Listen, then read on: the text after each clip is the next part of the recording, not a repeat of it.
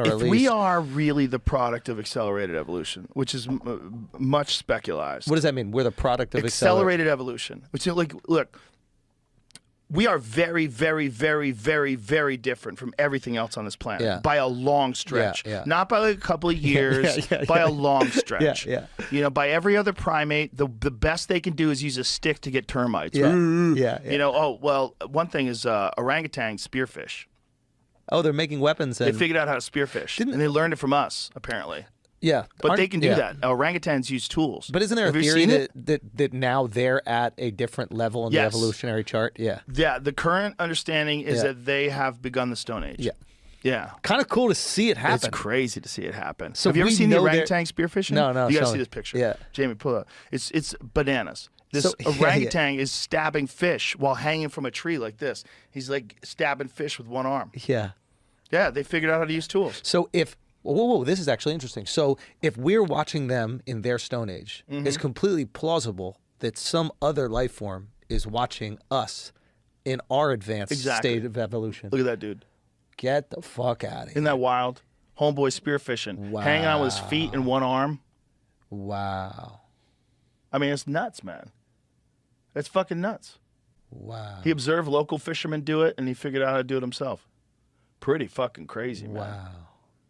Pretty dope. He's probably the king pimp 100%. of all of the orangutans. 100%. Yeah, he's the dude who figured it out. They're probably all like, whoa, this guy's a wizard. He gets fish. Like, oh, there's a video of it? No, I saw it. I was hoping there was, but I started. Holy shit. Fucking crazy. Crazy. So I could believe that. I could subscribe to that. Things evolve. If you left them alone like that, spearfishing for 500,000 years, a million years, who knows what they'd probably look like cavemen. Yeah. I bet eventually they look like cavemen, depending upon what is causing this advancement and how quickly. So that's the mushroom question. So that's the stoned ape theory. Yeah. Terence McKenna believed that it had a lot to do with the consumption of psilocybin mushrooms. Yeah. Now, is the psilocybin mushrooms what? It allows you to to solve problems in an outside of the box way? Like what kind of a competitive formation advantage? of language through glossolalia. Like there's glossolalia is like you start associating sounds with objects and language. Okay, the formulation of language, and psilocybin would aid in that. Yeah. Aid in creativity, aid in visual acuity.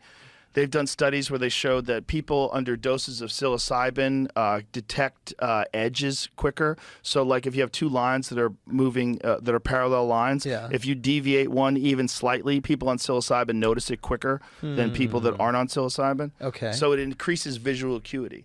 It makes people hornier, so it makes people more likely to breed. It makes you a better hunter because it increases your visual acuity. Yeah. Your understanding of space, probably you're more tuned in and more sensitive to things. Okay. You know, there's a lot of folks out there microdosing on mushrooms, and it helps them do a lot of things. Snowboarders. Could AI be this next? Could AI for us be what mushrooms were for these primates? But times a billion. Exactly. Yeah. So that's where you see that next leap. So mushrooms come around, the apes start using tools, doing whatever they want, and then now you accelerate evolution. Well, the mushrooms probably are the seed for artificial intelligence because the mushrooms give you the creativity to start doing wild things in the first place, which always leads to technology, which leads to a life form. And now with AI, you have that with exponential growth. Exactly. So they're solving millions and trillions of problems in a minute that Not would only take that, us. they can make a better version of themselves.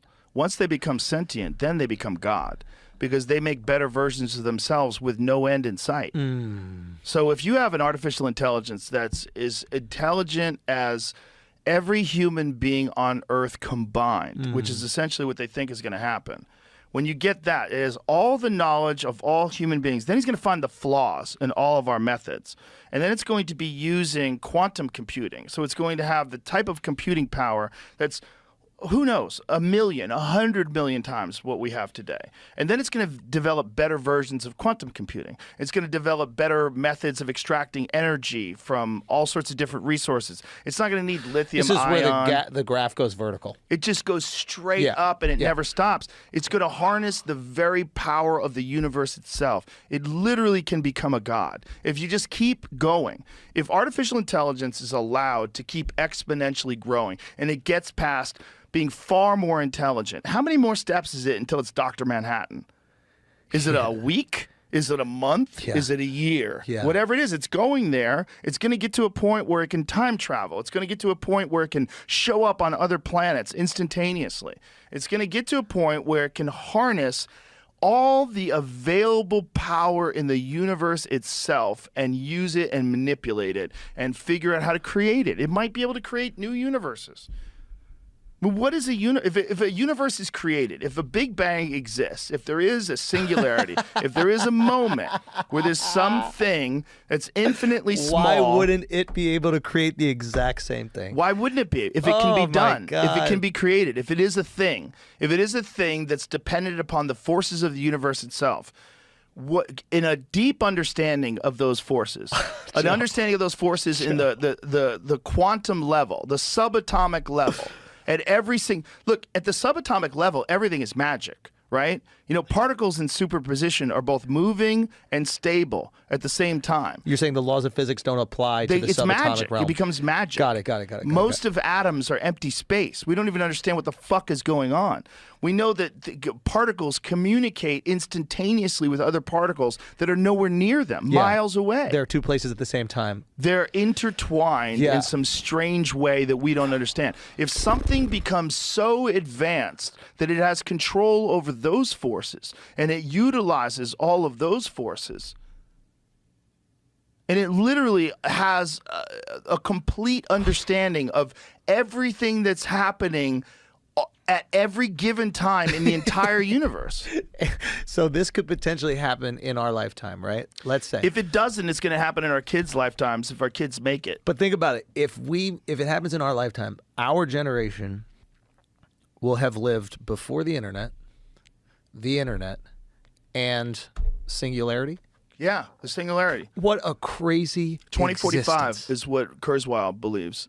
Imagine we lived through all of that. Imagine we lived through the time where I couldn't get in touch with you unless you were home and yell could out the hear window. your phone. Yeah. And we could also live in a time where I could instantaneously be at your fucking house. Yeah, in the same life. Yeah, we're probably the civilization, our time period, that's experienced the most radical change. Other than, like, obviously wars, nuclear bombs, things like that hit that's pretty radical change. But globally, the most radical change in terms of how the culture communicates with itself, with the access to information, what's true and what's not true. There's never been a time like this.